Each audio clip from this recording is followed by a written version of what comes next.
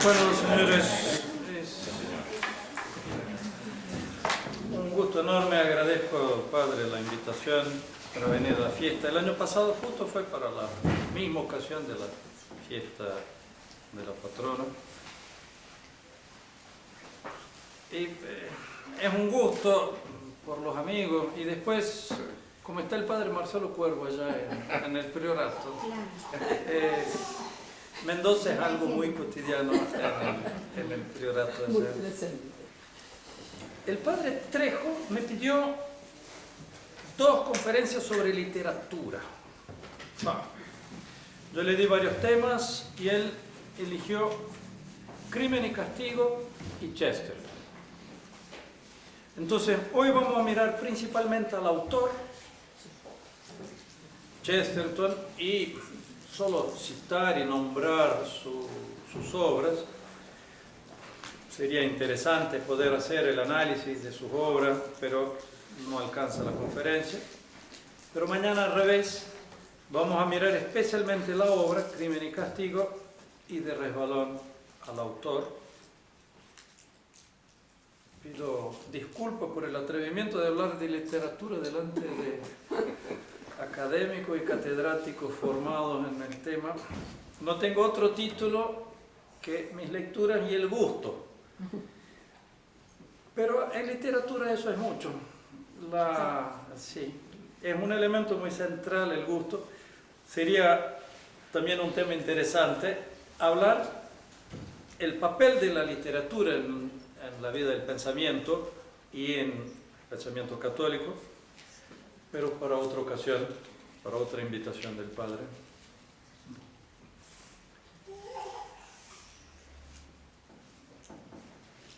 Los 2 autores que van a ser considerados, los 2 elegidos, Chesterton y Dostoyevsky, son autores que merecen objeciones serias.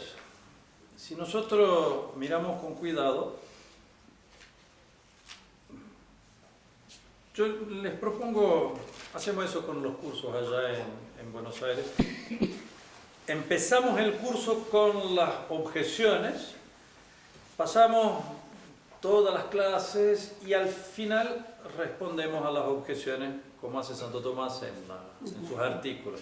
Hagamos algo parecido, pero al final de la charla, pongamos las objeciones ahora y al fin de la charla volvamos a las objeciones a ver si las respondemos.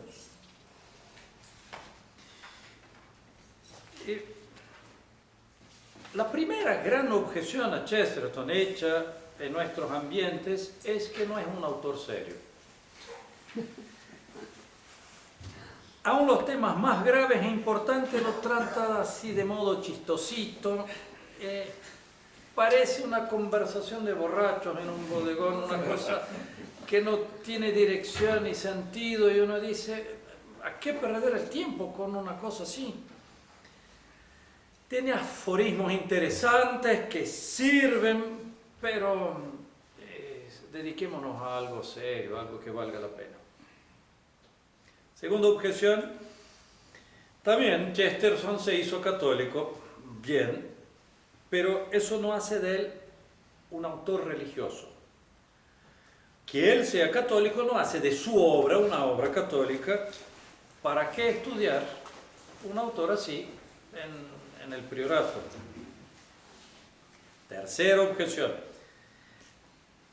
Padre, aunque valiera, es demasiado confuso.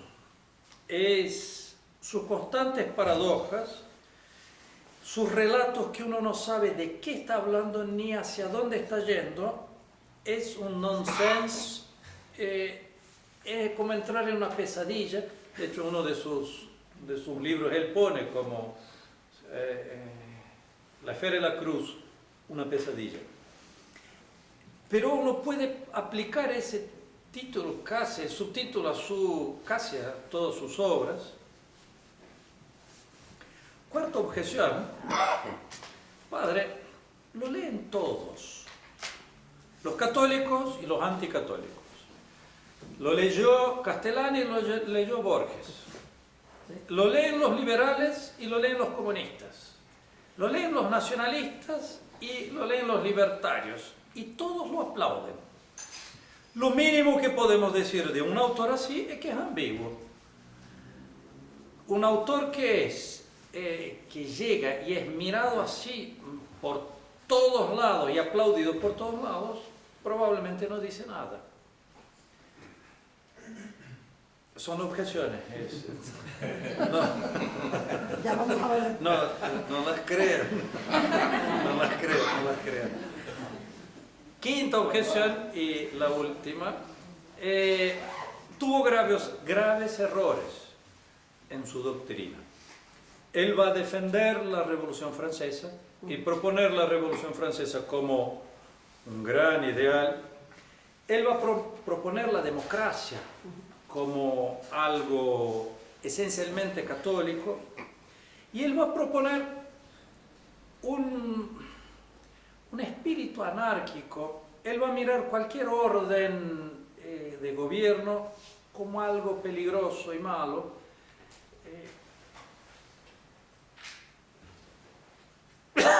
Un autor así, ¿qué sentido tiene? O sea, ¿esto acaso son errores graves? ¿Cómo puede ser? Dejemos las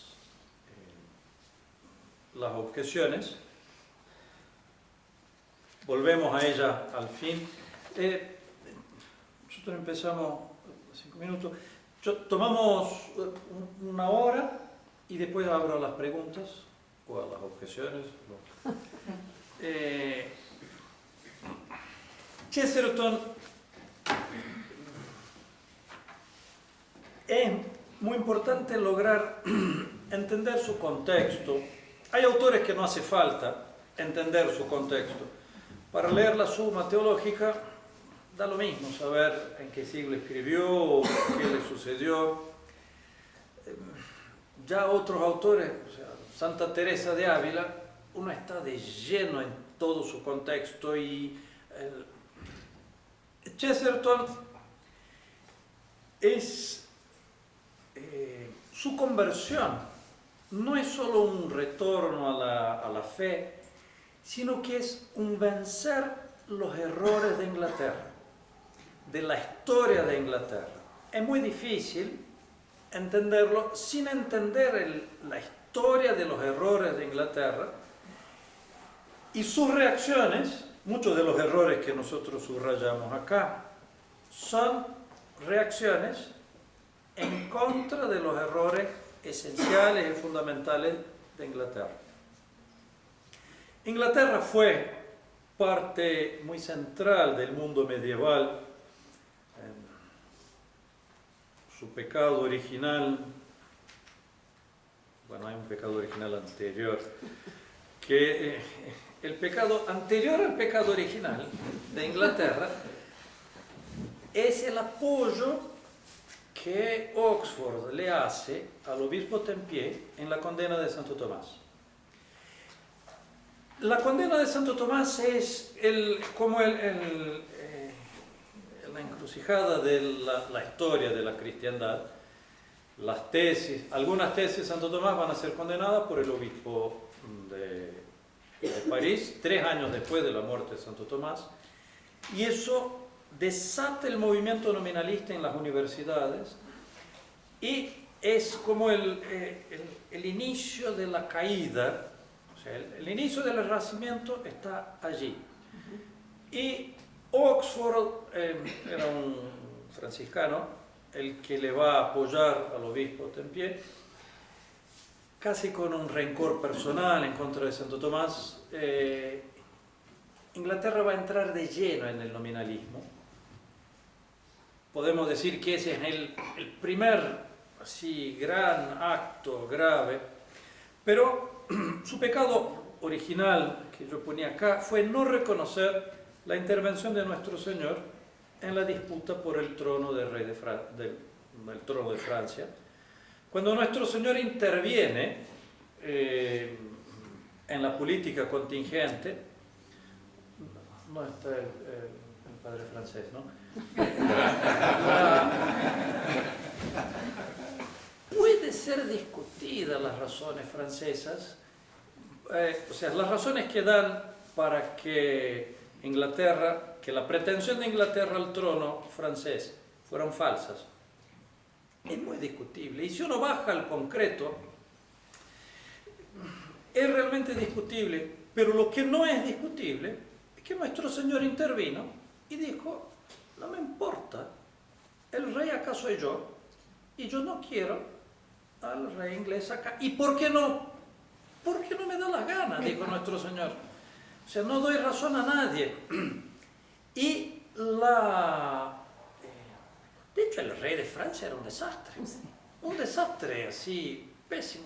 Pero nuestro Señor quería esto. Y es él el rey. Y hay una intervención en la política contingente. De hecho, Santa Juana de Arco va a morir mártir por la defensa de la doctrina de Quas Primas, de cierto modo. O sea, de que Inglaterra va a negar tanto la intervención de nuestro Señor como ese derecho de nuestro Señor de entrar en la política contingente. Eso empieza la Guerra de las Rosas, la guerra interna, castigo por su caída. Enrique VIII es el que va a cortar lo que fue llamada la Isla de los Santos de la Iglesia. Hay un intento de retorno con María Tudor, pero va a ser Isabel I la que va a transformar el cisma en herejía. Ella va a establecer la religión nacional. Ella va a publicar los 39 artículos, que es lo que se cree acá en Inglaterra. Evidentemente se transforma en una religión nacional, como todos los movimientos de cisma y herejía. Hay una persecución sangrienta, violentísima, de las más crueles de la historia. Hay algo de satánico en esa. De hecho, algunos dicen que Isabel estaba posesa, da algunas señales así. Y ella va a hacer una reforma económica, va a transformar Inglaterra. Ese proceso de decadencia que hay en la cristiandad, en Inglaterra no, en Inglaterra fue una transformación, no es un proceso. Ese proceso que el mundo entero, la cristiandad entera va a seguir, Inglaterra lo había hecho antes y ve las consecuencias desastrosas en Europa y va, podemos decir, va a fundar el conservadurismo, que es la revolución, y el querer la revolución, pero con moderación y orden, porque si no molesta a la vida. Está bien la revolución, pero con límites, porque la revolución tiene que servirnos. Es acá, o sea, el grado de corrupción es tremendo, el cinismo es algo. Y el conservador es el que va a tomar elementos verdaderos. Si uno toma el sistema conservador, todos sus elementos son verdaderos, pero están sacados de contexto e instrumentalizados en orden a la conveniencia nacional. Yo doy el ejemplo, sin querer entrar en discusión, Putin con el nacionalismo ruso. Claro, nosotros estamos en un liberalismo tan desastroso que cualquier cosa nos llama la atención, pero él promueve a la religión. Pero si Dios existe o no existe, es algo secundario para él. La religión no es honrar a Dios, no, es algo necesario para Rusia. Es muy útil la religión para mantener el espíritu ruso. Es una inversión absoluta. Eso es la esencia del conservadurismo. Inglaterra va a transformarse en ese reino de cinismo conservador. Chesterton, su conversión, como yo les decía, va a ser la recuperación de la realidad. él va a ir descubriendo todas esas deformaciones que él las recibió en la sangre. Y es curioso, él dice, cada gran descubrimiento que yo tuve en la vida, yo miré y vi que la iglesia decía eso desde siempre. Yo creía que había yo descubierto la pólvora y cuando veo, la iglesia siempre lo enseñó y lo dijo. Entremos en su vida. Perdón, en ese contexto histórico, Pío IX va a restablecer la jerarquía católica en Inglaterra, enfrentándose al gobierno inglés. Y en la apertura del Concilio Vaticano I, el Papa Pío IX va a hacer algo muy fuerte, muy impresionante. Él va a llamar a la obediencia a todos los cismáticos y herejes, diciendo, todos los que están bautizados, todos los ortodoxos en Oriente, todos los cismáticos en Alemania y herejes en Alemania protestante, todos los cismáticos y herejes en Inglaterra, son súbditos de la Iglesia por el bautismo y son súbditos rebeldes. Y yo, con la autoridad que tengo, los llamo de vuelta a la obediencia. Ese acto, que podría parecer una formalidad sin sentido, causó una impresión fuertísima, un acto de ejercicio de la autoridad del Papa frente al error. El movimiento de Oxford va a coincidir con ese llamado, va a causar una impresión muy grande. El pontificado de Pío IX, después la León XIII y el pontificado de San Pío X van a promover las conversiones en Inglaterra. En 1930 había por año más o menos 20.000, 30.000 conversiones al año. Era algo muy impresionante, muy fuerte. Hay un historiador inglés católico que dice, no sé por qué empiezan las conversiones, crecen, hasta los años 60 que empiezan a decrecer y empiezan, no sé qué será. Chesterton va a nacer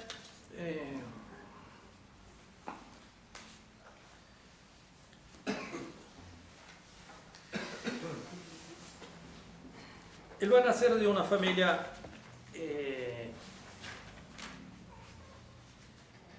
él nace en 1874, es bautizado en una iglesia anglicana, pero sus padres eran unitarios. Es una secta que hasta niegan la Santísima Trinidad. Es una cosa así muy, muy rara. Pero sus papás eran profundamente racionalistas, así con un racionalismo muy siglo XIX, y estaban ya así en un ateísmo práctico con una religión social, una vida social religiosa. Su papá va a tener una enfermedad y no va a poder trabajar, va a vivir de las rentas que tenían. Se va a dedicar a la literatura, al estudio, al arte. Ese ambiente artístico, Chesterton lo va a recibir especialmente de su papá. Tuvo una hermana que falleció en la primera infancia y después él tenía ya era un chico cuando le nace el hermano menor y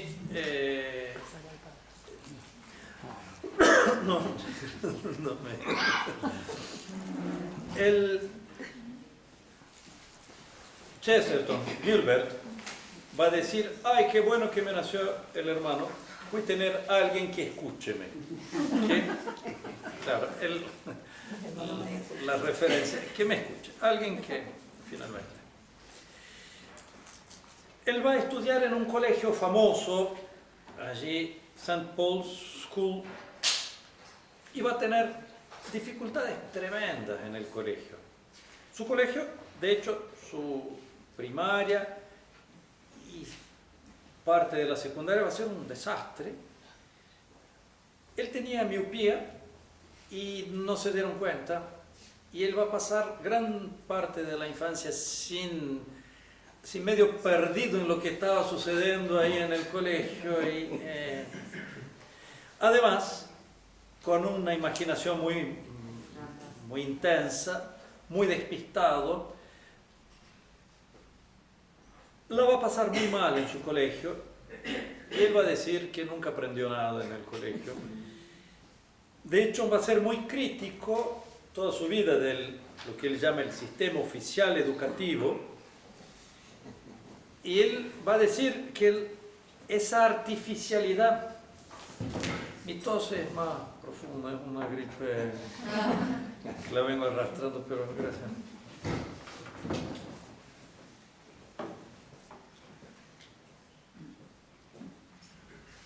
Él va a decir que el elemento esencial del sistema educativo inglés es la artificialidad, las formas vacías. Pero él va a fundar con algunos amigos, eso de 12, 13 años, un club de debate, un club dialéctico. Los ingleses les encantan fundar clubes de cualquier cosa, eso es. Pero él va a descubrir con ese grupo, de hecho van a ser todos de ese grupo, grandes figuras en la literatura, son Junior Debating Club, por favor. Pero él va a descubrir en ese grupo el estudio de verdad, el encontrarse con algo que la inteligencia alcanza, la investigación, la dialéctica. Ellos tenían discusiones organizadas y él va principalmente a descubrir la amistad, fundada en el ideal del saber. Es algo que lo deslumbra. Podemos decir que toda su formación está especialmente acá, en ese punto. En ese momento,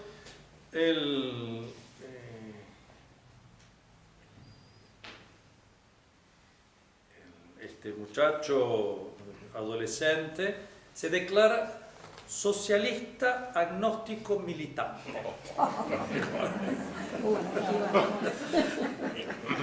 Claro, es causa de risa justamente.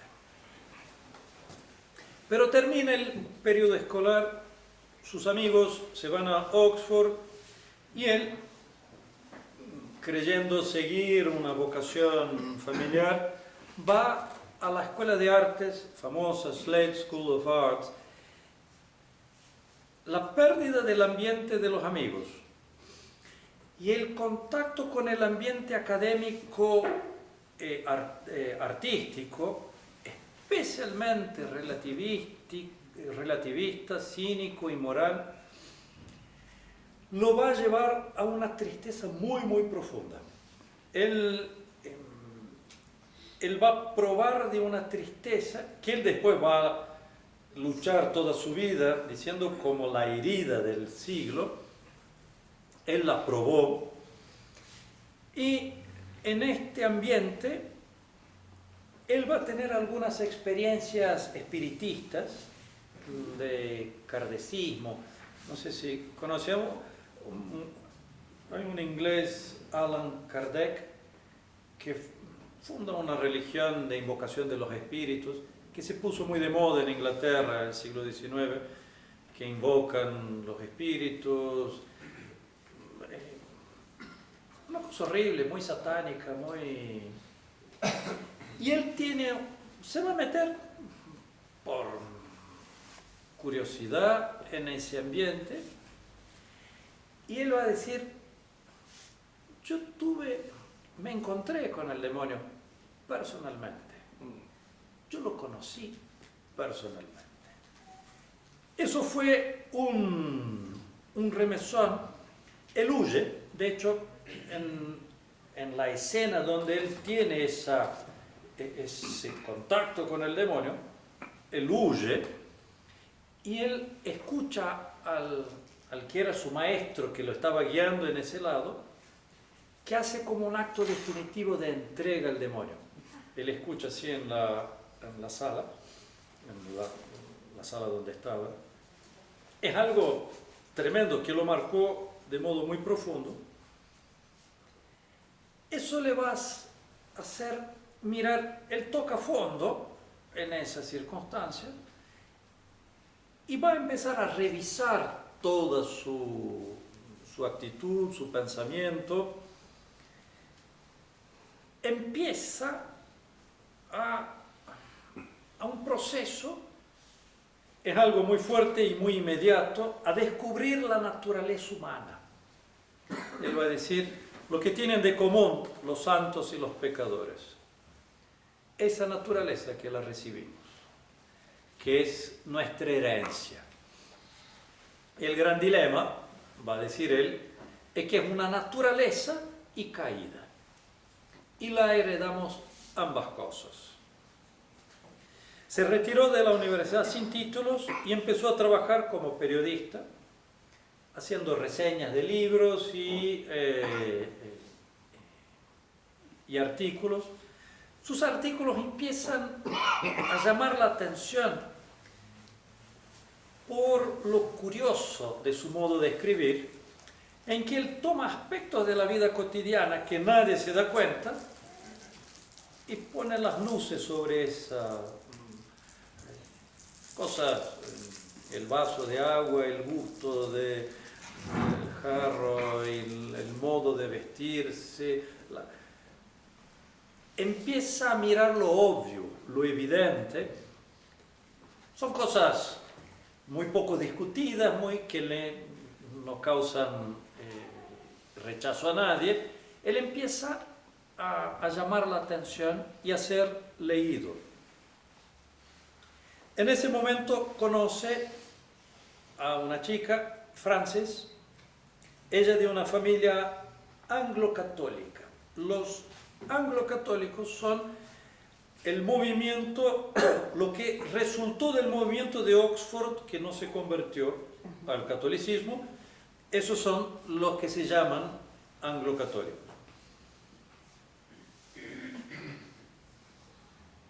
Era especialmente piadosa la chica, y Chesterton va a darse cuenta de que todas sus intuiciones sobre la naturaleza humana empiezan a ganar una fuerza muy grande.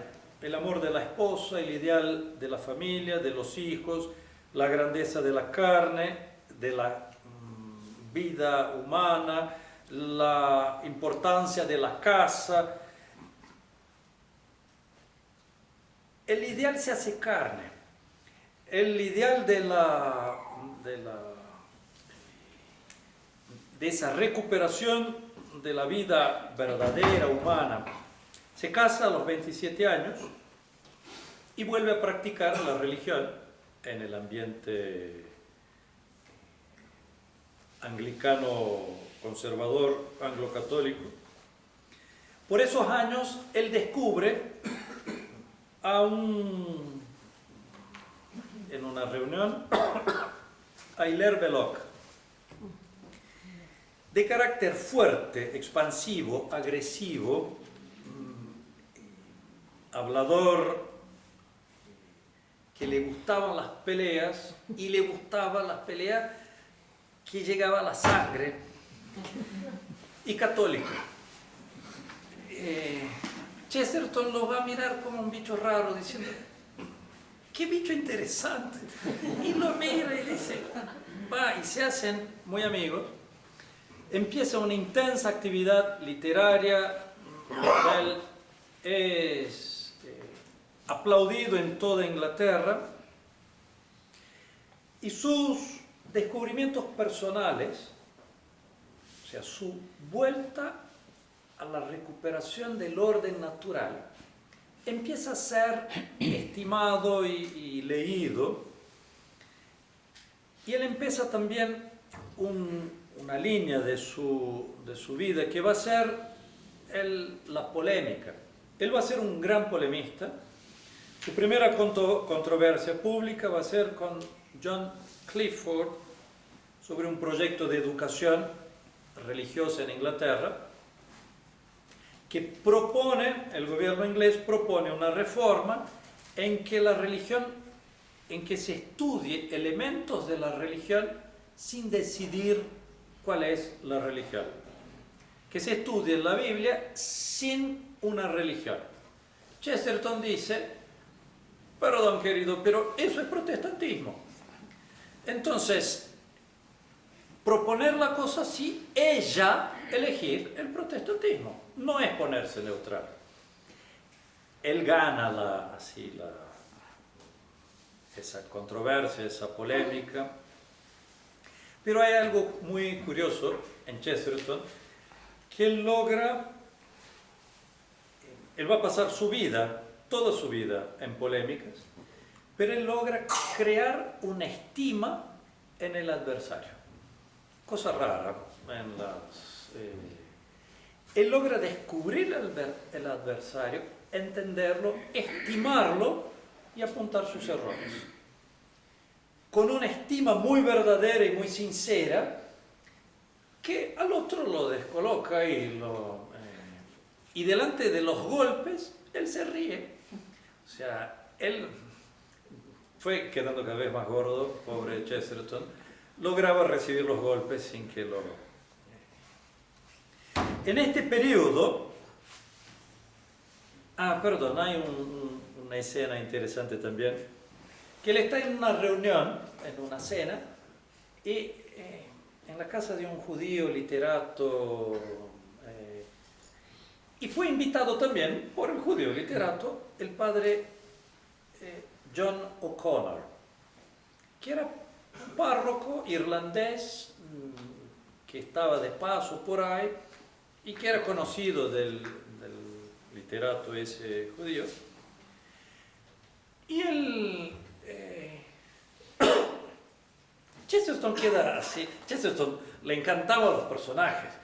Y ese era un cura irlandés muy simple, muy directo, muy transparente, muy campechano, y con una experiencia de confesionario muy grande. Él conocía las heridas del alma y conocía la gracia también. Y Chesterton empieza a hablar con él y queda asombrado. Él nunca había visto eso. Ese conocimiento tan profundo de las miserias humanas sin desesperar de la transformación del hombre, claro, por la gracia. Justo se va el padre y vienen dos estudiantes de sociología a charlar con Chesterton y a hablar de la importancia del conocimiento del hombre y no sé qué. Y Chesterton dice, estos dos estudiantes no saben nada de nada. Pasaron su vida en los libros, son una teoría vacía. Y le acusan a la iglesia, porque eran muy anticatólicos esos dos chicos, así revolucionarios, incendiarios. Y el pobre curita acá tenía es ahí donde le viene la idea de escribir un libro de detectives, donde el detective sea un cura que conozca las miserias humanas y que descubra. Es ahí donde él tiene la intuición los libros del padre Brown. En este periodo, que llegamos hasta el casamiento y inicio de la fama de Chesterton, él va a escribir Primero 2 libritos de poesía infantil, una colección de ensayos publicados en defensa de las cosas comunes. Después 12 tipos, donde él va a tomar figuras históricas. Su primera novela, Napoleón de Notting Hill. Esa novela es muy interesante. Pena que no tenemos tiempo de analizarla, pero es un tipo burlesco que desprecia todas las cosas, una figura importante, que hace un discurso patriótico sobre la grandeza de la patria, pero de burla, se está burlando. Y había un chiquito que escuchó y no entendió la burla, pero entendió las palabras, y descubre la importancia de la relación del hombre con su tierra concreta. Y él era de ese... Notting Hill es un suburbio así de mala muerte, o sea, ahí fuera de Londres. Y él va a instaurar el mundo medieval de Notting Hill, va a recuperar en contra de la deformación del mundo moderno y va a levantar Notting Hill como un reino. Claro, después empieza la guerra.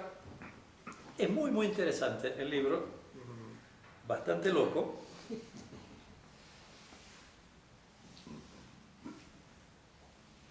Él escribe también una biografía análisis de un pintor, Watts.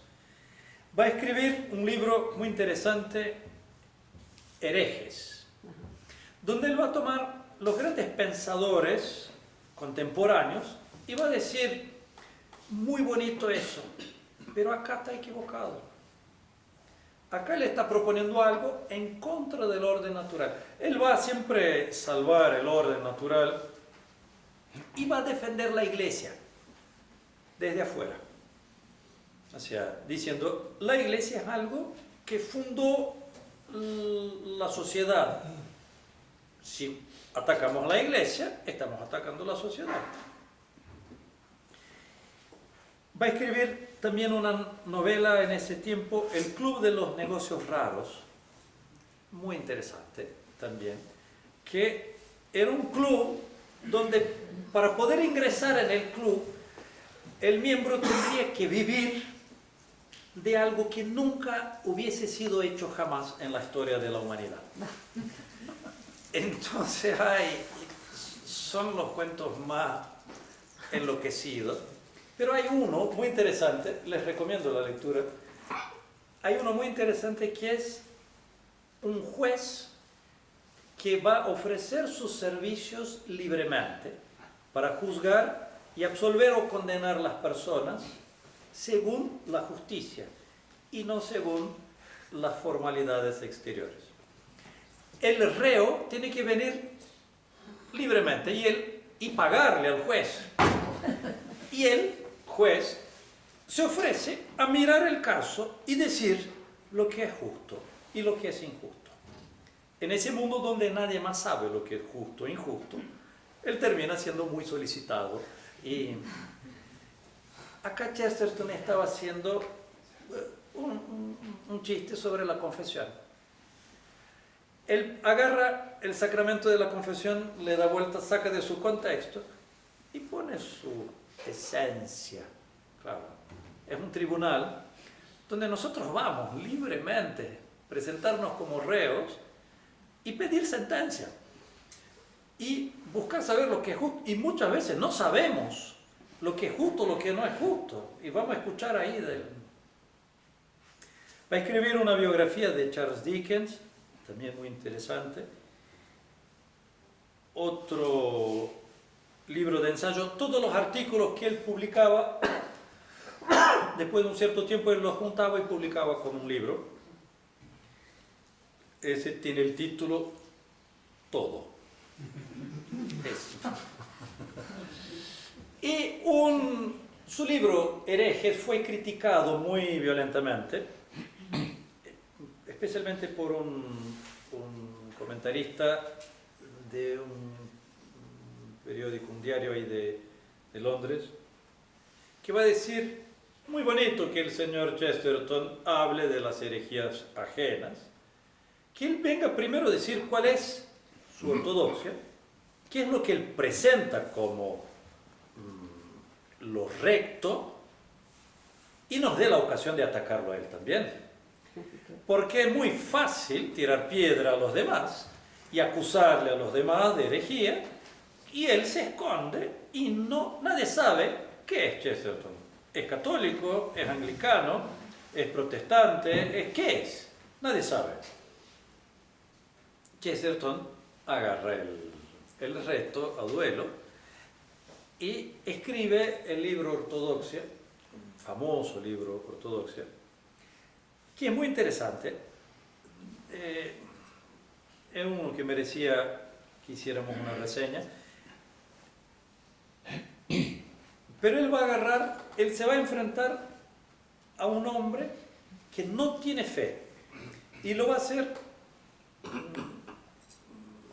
seguir los caminos de las circunstancias evidentes de esta vida y mostrarle cómo es evidente que la religión católica es verdadera. Él no termina diciendo así, pero de hecho es lo que él dice, y el número de conversiones con este libro es impresionante. Solo él no estaba convertido. Va a escribir en ese momento también la novela El hombre que fue jueves, también otro delirio, lindísimo, pero un delirio, y es difícil de encontrar dos personas que lo entendieron del mismo modo. El año siguiente va a publicar La esfera y la cruz, también otro libro difícil y también interesantísimo. Una biografía polémica de Bernard Shaw, que era uno con quien él se peleaba habitualmente y que era exactamente el anticatólico, la esencia del espíritu de la modernidad. Él va a escribir una biografía intentando justificar los errores del pobre Shaw, diciendo, pobre, nació allá en el ambiente calvinista y tuvo esta formación y sus ideas vienen de acá, excúsenlo, pobre hombre.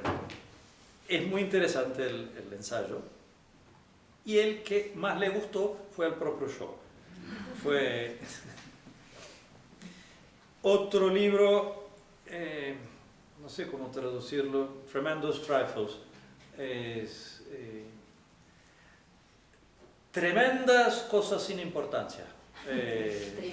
Trivialidades, tremendas trivialidades. Otro ensayo, Lo que está mal en el mundo, también muy interesante. Y va a escribir su primer reunión de cuentos del Padre Brown, La inocencia del Padre Brown. La palabra inocencia acá es ambigua, porque él va a tomar todo lo que el mundo anglicano tiene de desprecio por el catolicismo y lo va a encarnar en el Padre Brown. Lo va a aceptar todos los ataques y va a mostrar cómo en realidad es todo al revés. Es muy interesante. La inocencia, visto por el mundo inglés anglicano, sería sinónimo de tonto. Claro. Es un inocentón. Visto desde nuestro lado, la inocencia es sinónimo de sabiduría. Y otra novela de este periodo es Men Alive, que es, me confieso que exactamente la que más me gusta de Chesterton.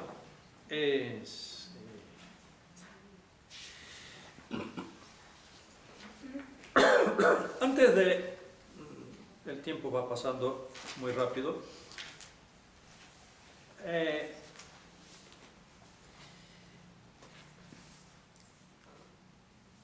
Nosotros, o sea, cuando hablamos de la conversión de Chesterton, hay una sorpresa, una admiración muy grande, contradictoria. Por un lado, uno queda muy admirado de ver lo tan lejos que él llega, y llega solo. Él va a llegar solo, no conducido, no enseñado, no ayudado. Uno ve una acción de la gracia muy impresionante, y él va a llegar a conclusiones y va a llegar a ideas de una profundidad extraordinaria. Gilson, el teólogo, el escritor Gilson, va a decir: Chesterton es lo que hay de más desconcertante. Yo pasé mi vida entera estudiando teología, y viene escribe un texto sobre Santo Tomás, que es mucho mayor de todo lo que yo había leído en mi vida entera. Él logró encontrar las ideas centrales, principales, y me llamó la atención a mí, y logré yo recuperar y volver atrás y volver. Pero por otro lado, uno se admira de que haya tardado tanto. Él tiene un movimiento de conversión, y él descubre que la Iglesia Católica es verdadera inmediatamente después de esa crisis en la Universidad de Artes, en la Escuela de Artes. En su casamiento, él ya está muy seguro de la verdad, de la revelación, de la santidad de la Iglesia, pero su mayor dificultad para Chesterton va a ser el exceso de trabajo. Él tiene una inteligencia brillante, intuitiva, léase artista. El padre Álvaro Calderón, cuando quiere ofender a alguien, dice: es un artista. Eso. Yo ya escuché.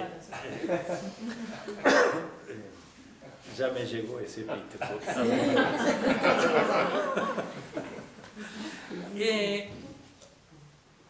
Él percibía, podemos decir, paisajes de ideas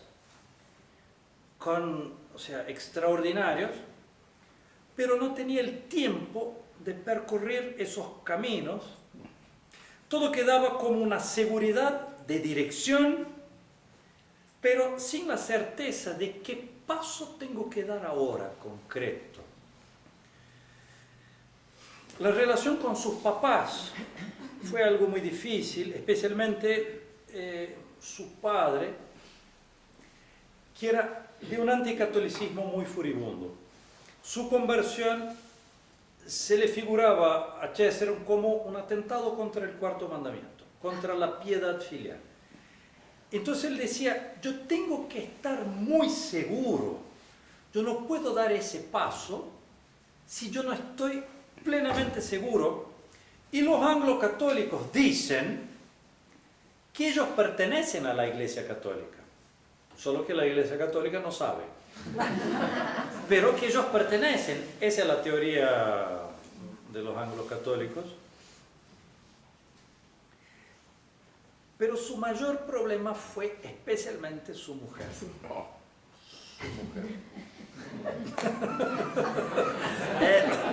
No voy a hacer comentarios. Cualquier cosa que yo diga acá puede y será usado en contra mío. Su mujer tenía un rechazo pasional, afectivo al catolicismo muy fuerte.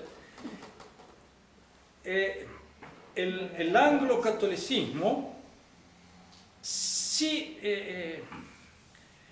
ella lo defendía, y lo defendió toda su vida con toda la intensidad de su alma, y vivió profundamente ese movimiento de Oxford.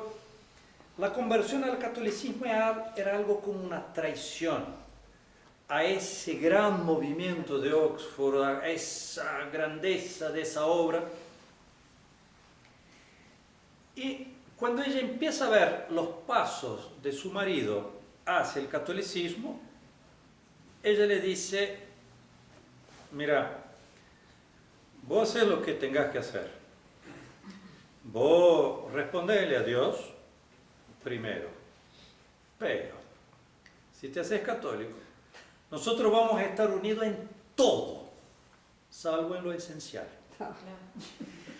Él queda con un drama tremendo y él vuelve a decir, yo tengo que tener certeza de que esa vía del anglocatolicismo no es una vía aceptable, porque si es aceptable, aunque fuera mejor ser católico, bueno, sigamos por acá por no hacer lío. Otro elemento de tardar en su conversión era su falta de practicidad. Él dependía de los demás en todas las cosas prácticas, concretas. De hecho, su conversión va a tener un aspecto de martirio, pobre hombre, porque él va a dar ese paso sabiendo que está arruinando su vida. Pero lo tiene que hacer. Su mujer se va a convertir después, da rabia y ganas de pegarla, porque va a esperar unos años después y se convierte. Quería solo hacerla imposible la vida.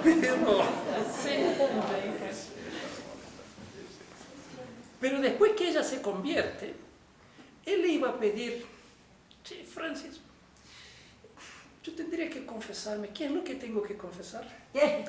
Y ella le hacía el examen de conciencia. Vos tenés que confesarte eso. Ah, tienes razón. Y ahí iba él a confesarse. Le hacía... Pobre hombre, él dependía en todo de ella. Pero finalmente él da...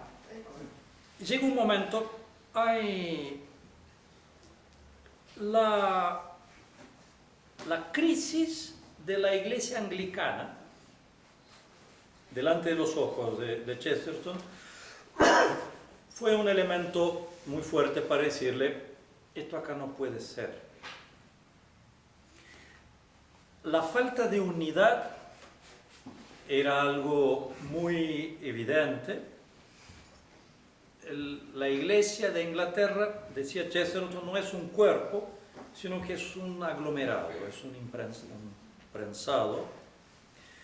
Y esto que se presenta como la iglesia de Cristo es incapaz de resistir al mundo enemigo de Dios.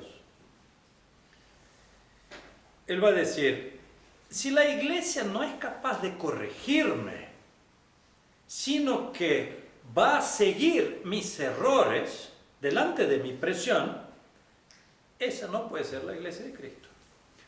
Un elemento esencial de la iglesia de Cristo es que sea militante, que pueda resistir a los errores. El afirmar la verdad, va a decir Chesterton, tiene como sombra necesaria el atacar al error. Si es incapaz de atacar el error, no es la iglesia de Cristo. Podría aplicarse eso al modernismo, ¿no es cierto? No. Bastante. Y el pobre entra en una crisis de escrúpulo en esos momentos. Él empieza a creerse un hipócrita, no logra más leer nada, no logra más dar sus charlas, no logra más escribir nada. Está ya por tener un colapso cuando él le escribe al padre Roald Knox, que otro converso, literato famoso, importante, pero su mujer, cuando se entera de que viene el padre Knox, reacciona muy mal, pero en contra de él. No en contra del catolicismo, sino en contra de él. Él va finalmente a pedirle al padre O'Connor, el irlandés, que sabía hacerse el tonto. Sabía hacerse el tontito y pasar así sin pretensiones.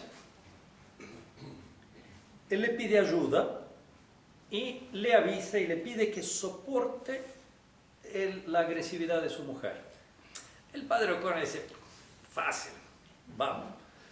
Viene, le instruye, tiene algunos días donde va a estudiar el catecismo, el pequeño catecismo de los niños, va a aprender, y un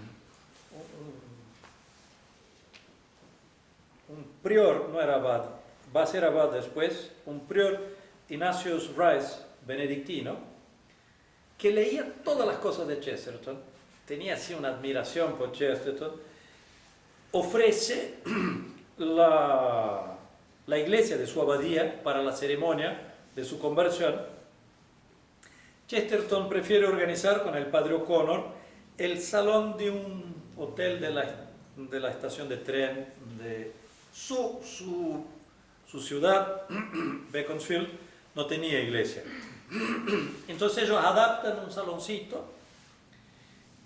Él va a hacer una confesión no sacramental, va a hacer la profesión de fe, la abjuración de los errores y va a recibir el bautismo bajo condición. Él mismo cuenta cómo su transformación es evidente. Él escribe una poesía que va a quedar muy famosa, I am Lazarus, yo soy Lázaro, y salí del sepulcro. Va a ser su primera comunión en los días que sigue y después su confirmación. Va a ser especialmente devoto del Santísimo Sacramento. La piedad que tenía en la comunión era bastante evidente y muy regular en su confesión. Tenía especial... Las reacciones van a ser porque su cercanía a la iglesia era conocido de todos, pero su incapacidad de dar el último paso también era conocido de todos. Su conversión cayó como una bomba en toda Europa.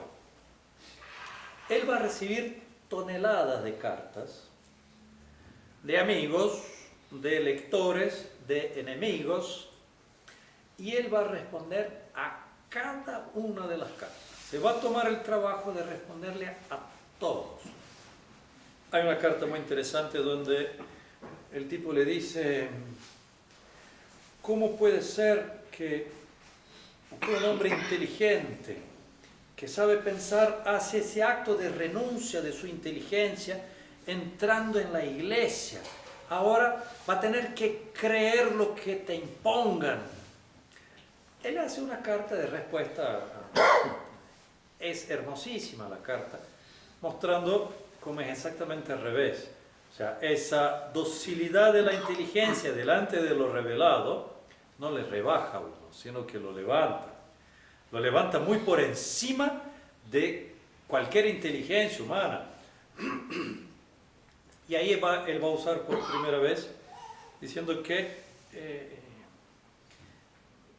cuando él se inclinó la cabeza para su bautismo, como el mundo está cabeza abajo, él se va a dar cuenta y decir: ahora entendí cuál es la orden normal del mundo, cómo está la dirección correcta de las cosas.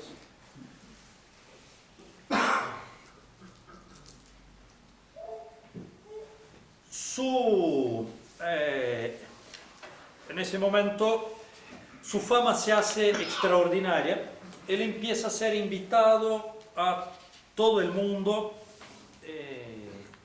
para viajes, de conferencias, y él acepta. Son los viajes principales. El más importante fue a Polonia, que todavía no era independiente de estamos antes de la Primera Guerra. Entonces Polonia estaba, no sé, creo que unida con Lituania. Pobre Polonia, tiene una historia muy compleja, pero él va allá y va a hacer, o sea, un discurso en favor de Polonia, y él va a ser honrado como héroe nacional. Va a recibir todos los honores,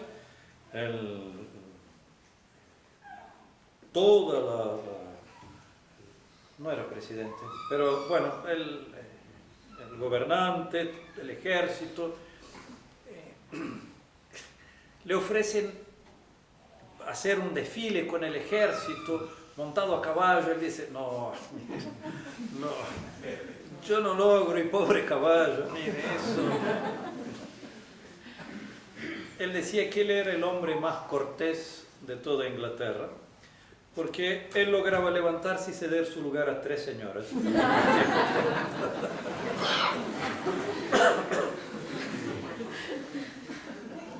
El viaje a Roma, ya católico, él va a descubrir la intensidad de la vida católica. Es Pío XI. Después, Estados Unidos. Él va a ir a Estados Unidos va a pasar 3 meses haciendo una gira. Va a recibir el título de doctor honoris causa en 2 o 3 universidades. Y sus conferencias son esencialmente antiamericanas. Profundamente, pero él les va a mostrar cómo la esencia de ellos no está en ese error que ellos tanto exaltan, sino en otro lado. Va a ser muy admirado y aplaudido. Va a Irlanda y allí su discurso es especialmente anti-inglés. Estamos en los momentos de conflictos más tensos. El Papa Pío XI le concede el título de Caballero de la Orden de San Gregorio y él va a Roma para agradecer. Tenía la intención de pasar a Tierra Santa, pero su salud, él se siente mal, vuelve, su salud declina muy rápido y muere el 14 de junio de 1936. El cardenal Pacelli, en nombre del Papa, escribe un telegrama a la nación inglesa de condolencias, ¿cómo se dice en castellano? Sí. Sí. Es muy impresionante. Bueno, por lástima no hubo tiempo de hacer ninguna reseña de los libros, pero vamos brevemente a intentar responder las objeciones y llegamos a una conclusión y abro las preguntas. La primera objeción de que no era un autor serio.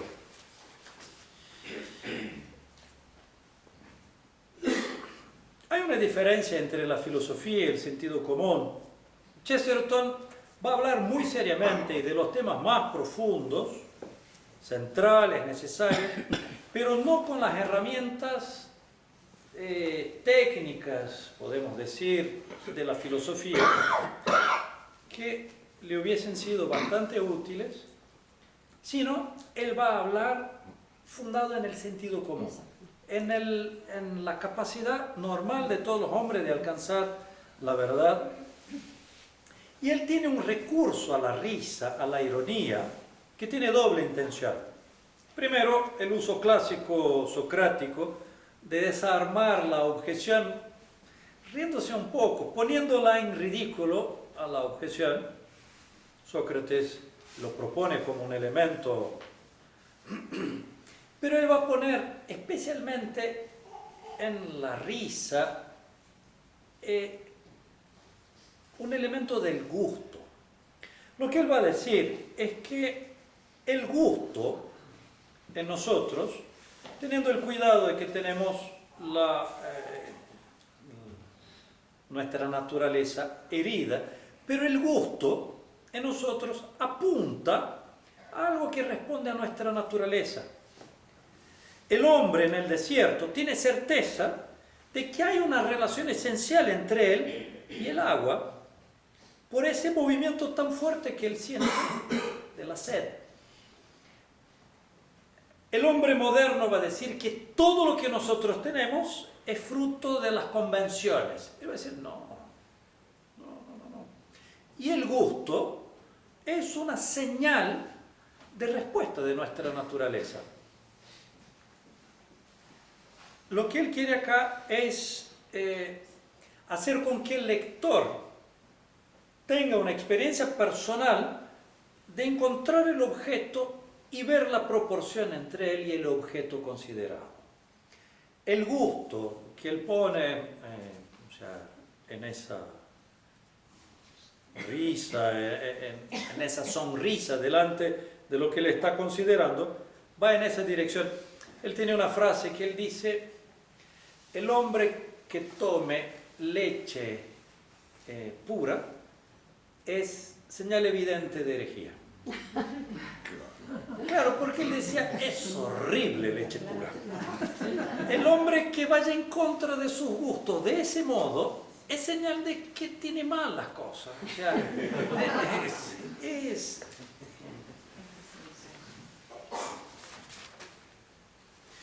Después, la acusación de que él es religioso, pero su obra no es religiosa. El centro y el punto principal de todas las obras de Chesterton es la defensa de la realidad, de la verdad. Y en orden muy directo a una defensa a la Iglesia Católica. Y lo que él va a subrayar es que los errores en contra del orden natural son errores que necesariamente conducen al error religioso.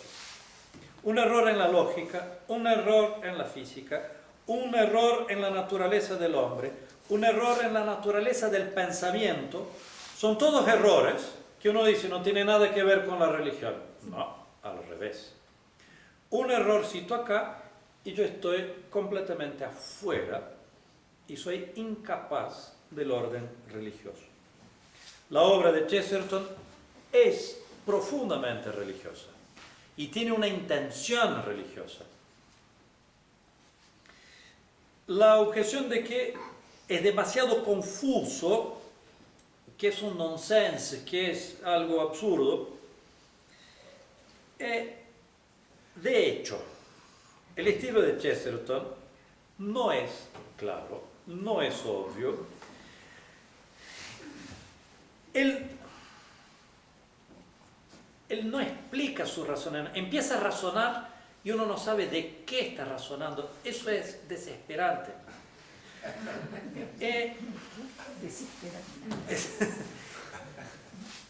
Él tiene primero los elementos de la confusión chestertoniana, podrían resumirse. Primero, en el recurso a la paradoja. Segundo, de hablar algo de lo que no sabemos. Él empieza a describir algo que al final de 2 o 3 páginas él va a decir que es el gato, pero uno no sabe y uno empieza a seguir un relato en la oscuridad sin saber. La inteligencia de uno dice, pero por el amor de Dios, ¿de qué me está hablando? Poné un título, ayúdame acá. Y el tercer punto es que él siempre tiene un abordaje lateral. Él nunca enfrenta el tema que él quiere enfrentar, considerar, sino que él toma las bordas. Ahora, esos elementos que crean realmente una oscuridad en sus textos son elementos intencionales y producen un efecto buscado.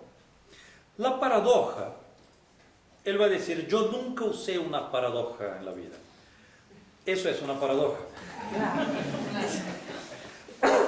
Lo que él dice es, lo que yo hago es hablar de lo evidente, pero como los hombres envejecieron a efecto de la deformación moderna, son incapaces de ver lo evidente. Pero no se puede explicar lo evidente, si no, no es evidente. El evidente no admite explicación. ¿Cómo hago entonces? Yo agarro lo evidente y lo pongo cabeza abajo. Lo pongo loco. Es como el tipo que pasa por la plaza donde está el héroe en una estatua ecuestre, y pasó toda la vida y nunca la vio. Y si le preguntan, ¿quién es el héroe? ¿Perdón? ¿Qué héroe? El de la estatua. ¿Qué estatua? Pero hace 30 años que vos pasás por acá y no la viste. Pero si él agarra la estatua y la pone cabeza abajo, ahí la va a ver. Sacar lo evidente de su contexto y ponerlo en un contexto absurdo es lo que él dice, el recurso a la paradoja es un esfuerzo de atraer las atenciones para que descubran lo evidente. Y de hecho logra, si es que uno logra vencer su estilo tan oscuro. Segundo, de hablar de algo que no sabemos de lo que está hablando, él quiere mostrar justamente cómo la inteligencia necesita el objeto. Cómo el mundo moderno propone alimentarnos de paja. Él hace eso, pero de tal modo que uno sienta el hambre de la verdad, del objeto considerado. Él dice, en el pensamiento moderno, nosotros comemos paja y no nos damos cuenta, y creemos que nos alimentamos. Sientan un poquito el vacío de la paja. Y logra, y uno dice, dígame, y en el momento en que él viene con el objeto, hay un alivio, uno dice, entendí, y es interesante. Mire, y hasta es bonito lo que está diciendo. Pucha, es claro. Y el tercero elemento de la retórica chestertoniana, que es nunca tomar el tema así de modo central. Él quiere salir del lugar común, del discurso ya preparado, de las discusiones ya armadas, en que las posiciones ya están tomadas y pasionalmente tomadas.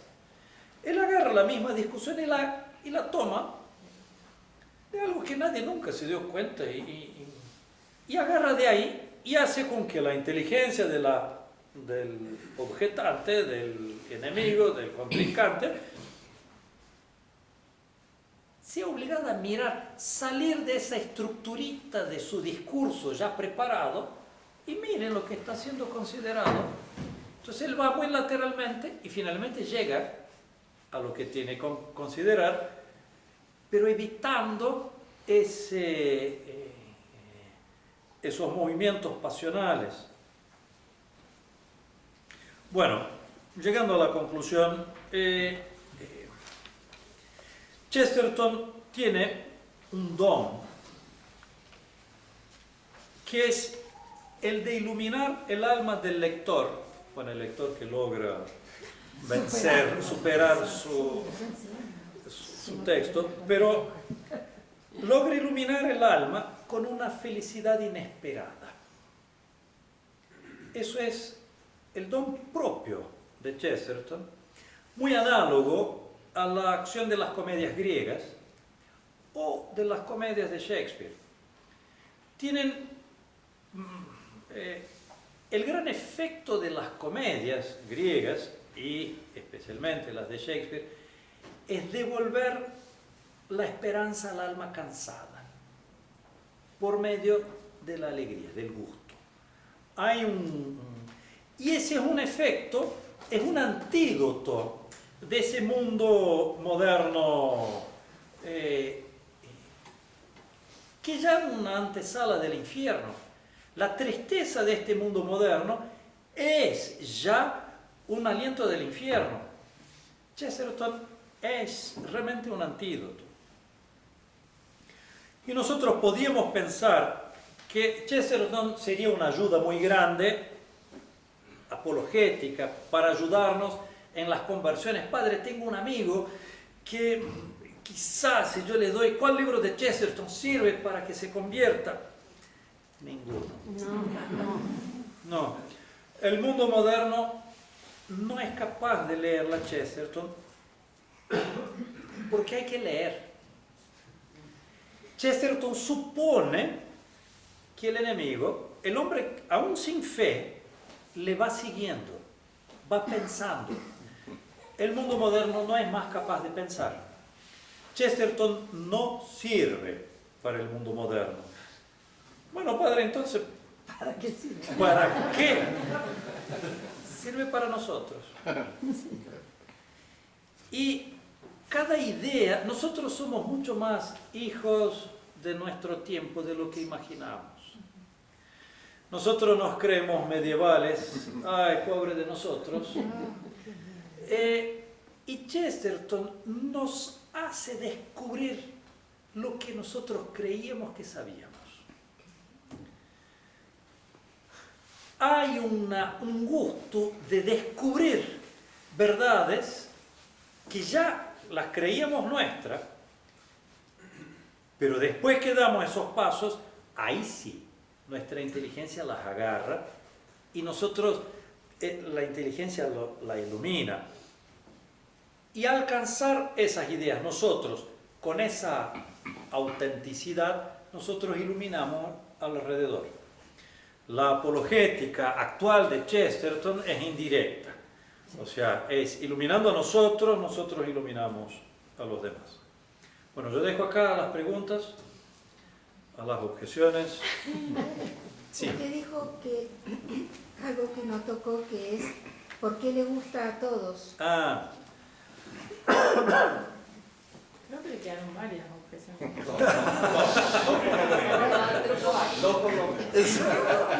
bueno, de que le gustan a todo el mundo, es un hecho. Y es efecto de de lo que acabamos de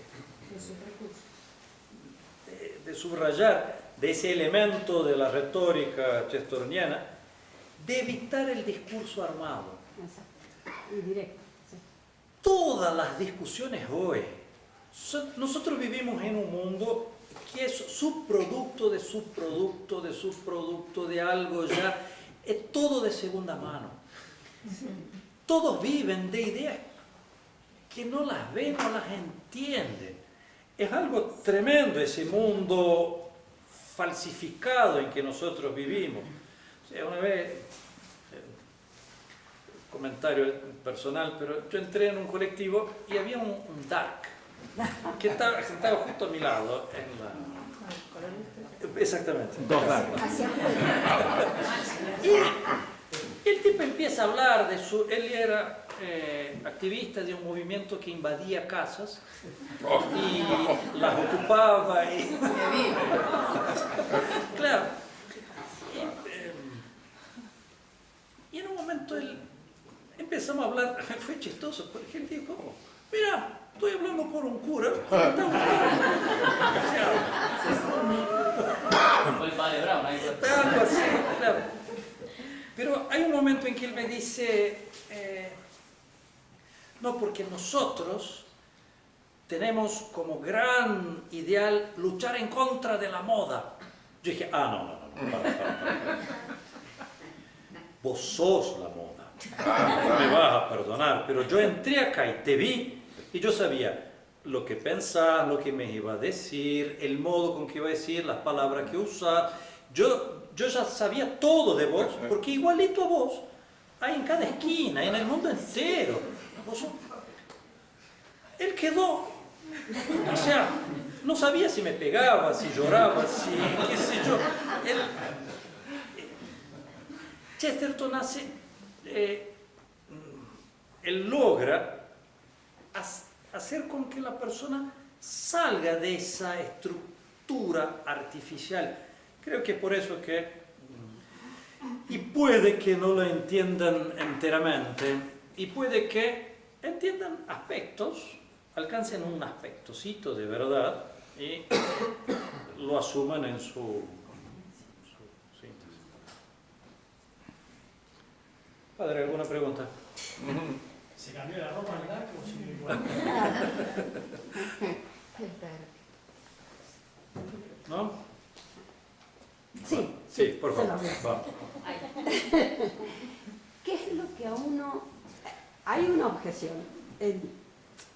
en el mundo hispano no tenemos buenos traductores de Shakespeare. De Chesterton. De Shakespeare tampoco. Después están las ediciones de Batisteza que sí lo levantaron bastante. Porque para traducir bien hay que entender al autor. Es lo primero que uno le enseña cuando estudia latino o griego. Claro. Primero entenderlo bien y después lo vas a traducir. Sí, Y es muy difícil de entender. sí. Borges es el que mejor lo traduce de los que yo he leído. Sí. Pero ¿cuál es el gran problema? A Chesterton le gusta jugar con un lenguaje alegórico, con juego de palabras. Sí. Le cambia el sentido a la palabra. Le gusta mover ese inglés de tal manera Claro. que a uno lo desquicia porque dice, bueno, si vas a atacar precisamente el nominalismo, es decir, el poder de la palabra, de significar la cosa y clavarla en un sentido como se le da la gana a la palabra y no a la cosa, Claro. ¿por qué me agarras este método? Ese, sí, sí. Eso, Bueno, No es un problema del padre cuando leen. hay una... no, aunque lo leas en inglés, es lo Pues- que te hace. Son dos problemas distintos. Sí. Primero el problema de Chesterton, Sí. el mismo, que es lo más importante, y después de las De traducciones. las traducciones. Todas las traducciones son muy difíciles, Sí, muy, y más a un autor así. Es más grave Shakespeare, porque Shakespeare él escribe siempre en 3 o 4 sentidos simultáneos. O sea, lo que él está describiendo, él escribe en líneas paralelas y usa palabras que tocan los sentidos que vienen paralelos. Cuando yo agarro esa palabra y la voy a traducir, en castellano no tiene la misma amplitud de acepción, yo tengo que elegir uno de los sentidos. Entonces yo elijo un sentido y corto los otros que estaban en la mente del autor. Chesterton no tiene ese drama, hace juego de palabras, él va a entrar en esa fragilidad del pensamiento moderno. Él realmente entra en el campo del enemigo y por eso llega, pero él va conduciendo. Él dice, no sirve de nada de que yo pelee acá y que mi enemigo esté allá, no me va a llegar. Yo tengo que ir a buscarlo. Él se mete en ese ambiente y lo va conduciendo. Al final las palabras tienen sentido y alcanzan su fuerza, llegan. Creo que él quiere meterse en la lama, en el lodo, en el barro y sacarlo del barro. Creo que es eso. Yo creo que sí, pero es que eso es lo que cuesta. Claro, Porque, como si dijéramos, usa el mismo método nominalista de... no, lo que él hace es, él hace un paralelo entre la gramática, la lógica y claro. la metafísica. Sí.